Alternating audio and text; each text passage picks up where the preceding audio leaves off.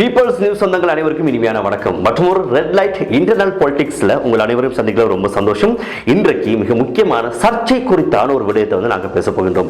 குறிப்பாக மலையத்தினுடைய தலைவர் என்பதாக பேசப்படுகின்றது. மலையருடைய எதிர்கால மைந்தன் என்பதாக பல்வேறு வகையில் அடைமொழியோடு கூறப்படுகின்ற இளம் பாராளுமன்ற உறுப்பினர், அதாவது இலங்கையிலே அதிகமான வயது குறைந்த அமைச்சராக தெரிவு செய்யப்பட்டவர் என்பதாக பல பெருமைகளை கொண்ட இப்பொழுது ஜீவன் தொண்டமால் தொடர்ச்சியாக பல்வேறு சர்ச்சைகளுக்கு முகம் கொடுத்தது மட்டுமில்லாமல் பல்வேறு வகையான குளறுபடிகளுக்கும் காரணமாக இருந்து கொண்டிருக்கிறார். அந்த வகையில் நேற்றைய தினம் மிக முக்கியமான ஒரு விடயத்தை சம்பவத்தை நிகழ்த்தி மிகப்பெரிய ஒரு அதிருப்தியை இலங்கை அரசியலையும் அதே அரசியல் அவதானிகளாலும் விமர்சிக்கப்பட்டு வருகின்றார். அது என்ன விஷயம் சொல்லி பார்த்தீங்கன்னா, நோவுட்ல பறந்த ஒரு இடம் காணப்படுகின்றது. அந்த இடமானது தேசிய இளைஞர் சேவை மன்றத்திற்கு சொந்தமான ஒரு காணியாக காணப்படுகின்றது. இந்த காணியை இவர் அத்துமீறி நுழைந்தது மட்டும் இல்லாம பெக்கோ இயந்திரம் போட்டு வெட்டி பொதுமக்களுக்கு வழங்கி இருக்கிறார்.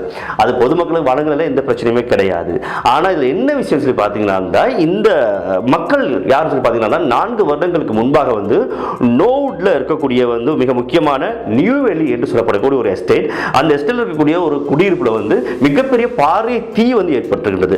அந்த தீயின் போது 11 குடும்பங்களை சேர்ந்த மக்கள் நிற்கதியாகி மிகவும் பாழடைந்த ஒரு தொழிற்சாலையில தங்க வைக்கப்பட்டிருக்கிறார்கள். தேயிலை அரைக்கக்கூடிய ஒரு தொழிற்சாலையில. எனவே அந்த மக்களுக்கு ஏதாவது செய்யணும், இடம் கொடுக்கணும் என்பதாக இந்த தேர்தல் காலத்தில் இந்த நோவுட் இருக்கக்கூடிய இந்த தேசிய இளைஞர் சேவைக்கு மன்றத்துக்கு பொறுப்பான சொந்தமான அந்த காணியை வெட்டி அந்த மக்களை அங்க குடியமர்த்திருக்கிறாரு.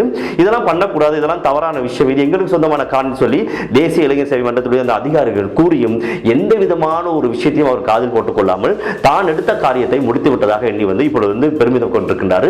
ஆனாலும் கூட இந்த விஷயம் பாத்தீங்கன்னா மிகப்பெரிய ஒரு சர்ச்சையாக பிரச்சனையாக இலங்கை அரசியலில் பூதாகரமாக பேசப்பட்டு வருகிறது. குறிப்பாக மொட்டுக்கட்சி உறுப்பினர்கள் இதை எப்படியாவது ஜனாதிபதி காதுல ஊதி அவருக்கு விஷயத்தை பெருசாக்குறது மட்டும் இல்லாமல் பிரச்சனை உருவாக்கணும் என்பதாக ஜீவன் தொண்டமான் அவர்களுக்கு இப்படியான விஷயத்தை மேற்கொண்டிருக்கிறார்கள். எனவே தொடர்ச்சியாக என்னதான் நல்ல காரியங்கள் செய்தாலும் கூட, ஆனால் சரியான விதத்தில் அதை செய்யாவிட்டால் இப்படியான பல பிரச்சனைகளுக்கு முகம் கொடுக்க வேண்டி வரும் என்பது எல்லோரும் தெரிந்த விடயம் தான். ஆனால் தேர்தல் காலங்களை தவிர கடந்த 4 ஆண்டுகள் என்ன செய்யப்பட்டது, எது செய்யப்பட்டது அப்படின்னு ஒரு கேள்வி இருக்கின்றது.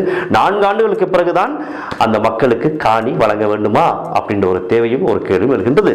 எனவே இந்த செய்தி குறித்தான ஏனைய தகவல்களை தொடர்ச்சியாக நாங்கள் வரக்கூடிய காணொலிகளை தருகிறோம். எனவே இந்த செய்தி உங்களுக்கு பயனுள்ளதாக இருக்கும் என்ற நம்பிக்கையோடு இந்த காணொலியிலிருந்து நாங்கள் விடைபெறுகிறோம். இன்னும் ஒரு காணொலி சந்திக்கலாம். அது வரைக்கும் நன்றி, வணக்கம்.